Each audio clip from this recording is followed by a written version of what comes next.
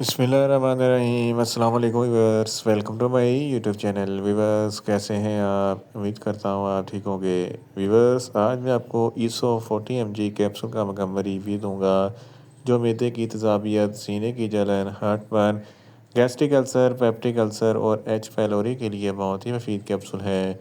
ईसो capsule को किन condition में इस्तेमाल किया जाता है, इसके फ़ायदे और नुकसानात क्या हैं, इसके कॉन्ट्राइंडिकेशन क्या है, ये सब कुछ मैं आपको वीडियो में बताऊंगा।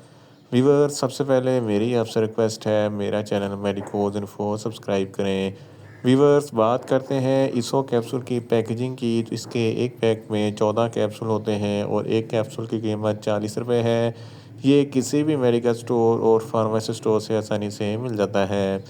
व्यूअर्स, अब बात करते हैं इसो कैप्सूल की फार्मूलेशन की। तो इसकी फार्मूलेशन में इसोमेप्राजोल 40 mg होता है और ये 20 mg की स्ट्रेंथ में भी दस्तयाब होता है, जो मैदे की तेज़ाबियत को कम करता है।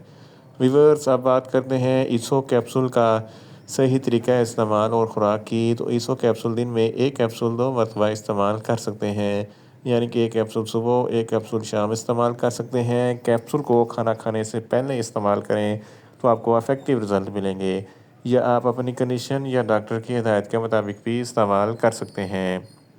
व्यूअर्स, अब बात करते हैं ईसो कैप्सूल को किन कंडीशन में इस्तेमाल किया जाता है और इसके फ़ायदे क्या हैं। ईसो कैप्सूल में इसोमेप्राजोल होता है, जो मैदे की तेज़ाबियत को कम करता है। अगर आपके मैदे में बहुत ज़्यादा एसिडिटी है तो इस कंडीशन में ईसो कैप्सूल बहुत ही मुफीद है।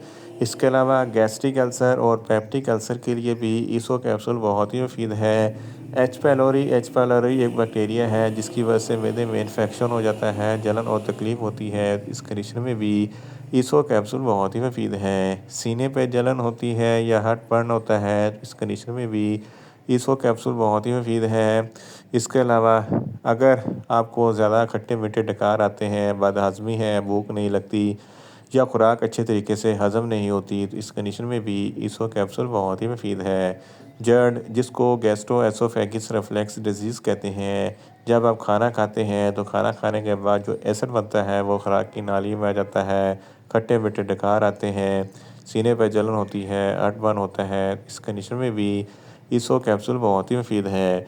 डियोडोनल अल्सर के लिए भी ईसो कैप्सूल बहुत ही मुफीद है। स्पाइसी फूड लवर के लिए ईसो कैप्सूल बहुत ही मुफीद है। स्पाइसी खाना खाने के फ़ौरन बाद ईसो कैप्सूल का इस्तेमाल ज़रूर करें, ताकि मैदे में ज़्यादा तेज़ाबियत पैदा ना हो। इन शॉर्ट, ईसो कैप्सूल मैदे की तेज़ाबियत, सीने की जलन, heartburn, gastric ulcer, peptic ulcer और एच पैलोरी के लिए बहुत ही मुफीद कैप्सूल है।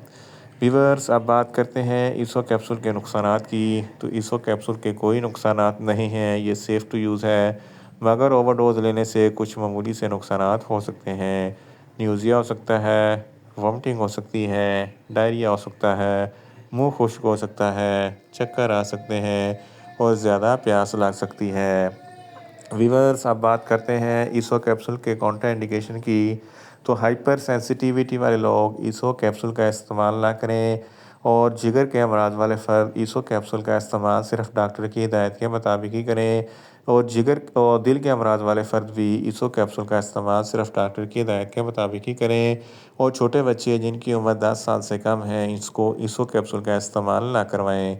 व्यूअर्स, ये था ईसो कैप्सूल का मुकम्मल रिव्यू। उम्मीद करता हूँ मेरी ये वीडियो आपको अच्छी लगेगी। मेरी वीडियो को ज़्यादा से ज़्यादा लाइक करें, शेयर करें और कमेंट्स करें, और मेडिसिन के मतलब इन्फॉर्मेटिव वीडियो के लिए मेरा चैनल मेडिकोज इन्फो सब्सक्राइब करें, और साथ में लगे बेल आइकन को लाजमी प्रेस करें, ताकि मेरी हर नई वीडियो अब तक बर वक्त पहुँच सके। मिलते हैं एक नई इन्फॉर्मेटिव वीडियो के साथ। अल्लाह हाफिज़।